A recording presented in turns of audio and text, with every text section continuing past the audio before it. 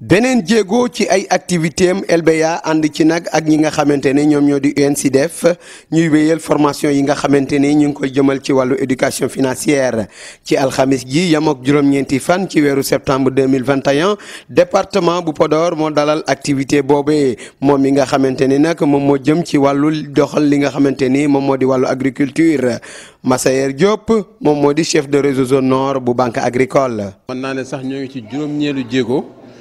parce que def nañ 2 formations Dagana jagleel ko les jeunes de la FPA 100 jeunes formé nañ leen foofu ak 50 femmes yi nga xamante ne ñoo nekk délégation bu Podor délégation bu Dagana mais également 50 femmes yoo xamante ne formé woon la ñi nga xam ne ñoom ñoo nekk département du Saint-Louis donc déjà defoon nañ 200 ñoo xamante ne déjà formé nañ leen donc tey jii nii ñoo ngi fii ci Podor ci Ndioum pour continuer une séance de formation yi toujours dans le cadre de notre partenariat avec l'UNCDF maa ngi koy rappeler que dañoo am benn programme avec l'UNCDF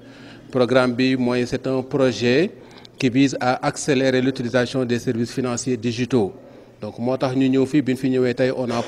a en tout cas présenté notre projet muy AgriCash plateforme boo xamante ne banque agricole moom moo ko mettre en place pour gën a faciliter les transactions financières mais comme ñun suñu angle d'attaque chaque fois dama koy wax suñuy cible mooy producteurs yi moo tax baax na ñu ñëw former leen donc demoon nañ Dagana tey jii ñoo ngi Podor incha allah tey ñoo ngi woon avec les producteurs de Podor les adultes demain incha allah on va attaquer les jeunes buñ paree Podor dañuy continuer dem incha allah Matam.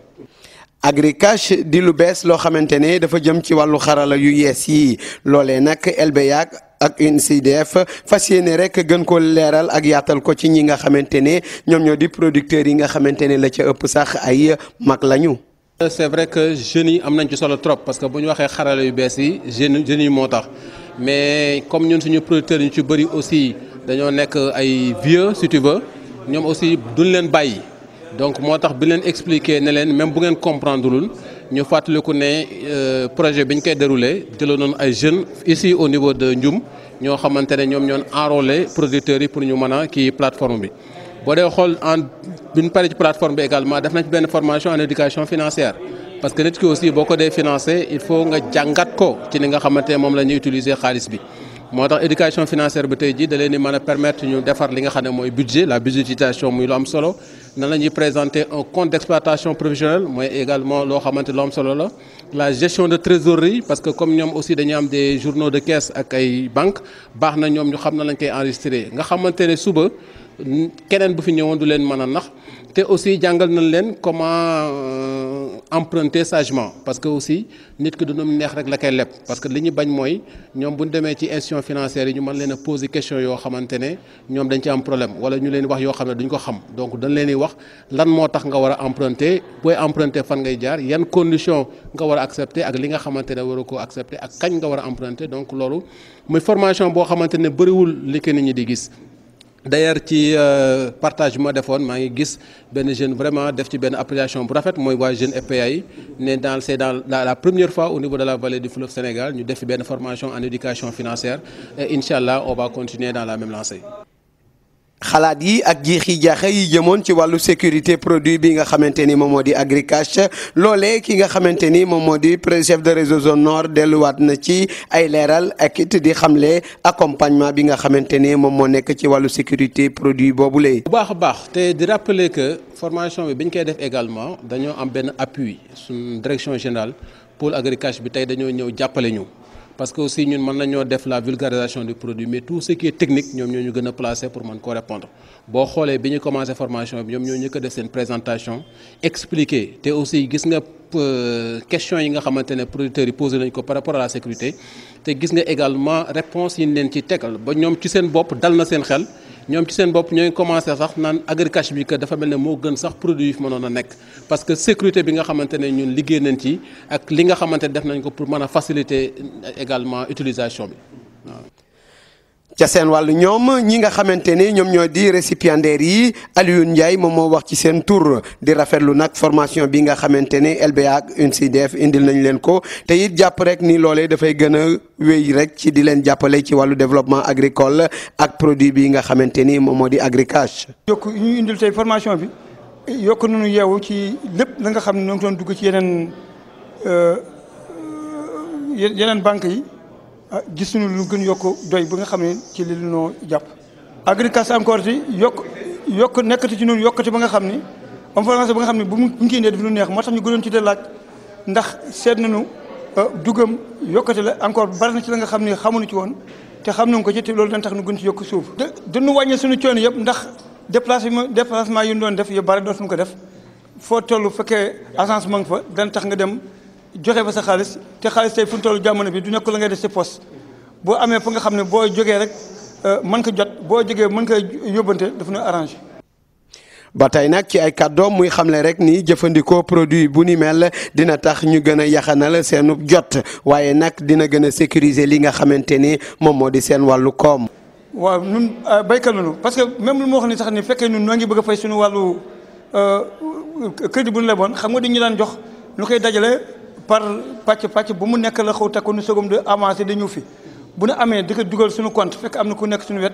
ba nga xam ne dañ toll ay 2 millions 3 millions nu xëy benn bés ñëw dugal ko fii loolu arrangement la ci ñun yokkute la ci ñun. diggante banque bi mu wax dafa rafet rek parce que man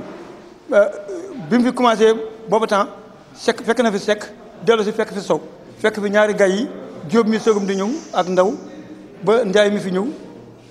kon yàgg naa ci di fi liggéey yàgg naa di liggéey ak ñoom. ñeneen ñu teewoon ca jataay ba moom moo di SAED ñoom ñi nga xamante ne jàpp nañ ni nag structure bi nga xamante ne moom moo di banque agricole structure de développement la tey jii mu wane waat nag beneen ci xar kanam ci wàllu jëmle kanam li nga xamante ni moom moo di secteur agricole bi te it di wane rek ni loolee dafa bokk ci li nga xamante ne moom daf koy jëmal ci banque de développement. donc loolu di innovation bu mag bu am solo boo xamante ne ñu ngi koy def en tout cas ñun bu ñu ñëwee SAED ba léegi. activité boobu ñu ngi koy doog a def au niveau du département donc ça veut dire que banque agricole du banque kese buy ut ay clients du banque kese boo xamante ne day xool nu muy amee crédit nu muy financer du yokk volume financier am mais derrière tout ça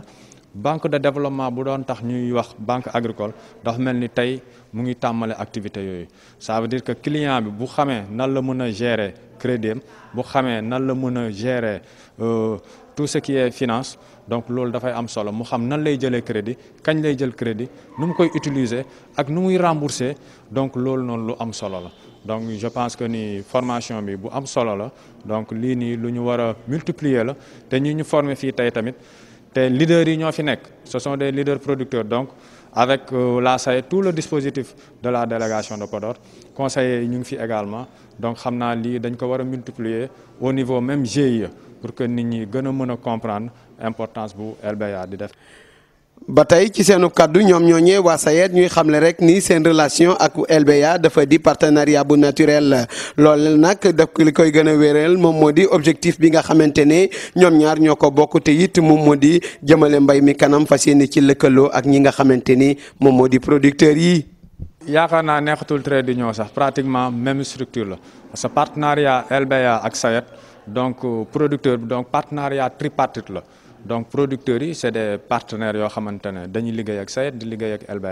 LBA di liggéey ak SAED donc loolu noonu relation boo xamante ne daanaka lu naturel la te lii nii dafa am solo te ñu ngi toll ci ère digital donc ñu ngi doon wax ci Agricash aussi donc ça veut dire que am na ay perspectives sax yoo xamante ne mën nañu ko jural même expression de besoin yi ñuy def buñ mën nañu am na ay perspectives yoo xamante ne mën na jaar ci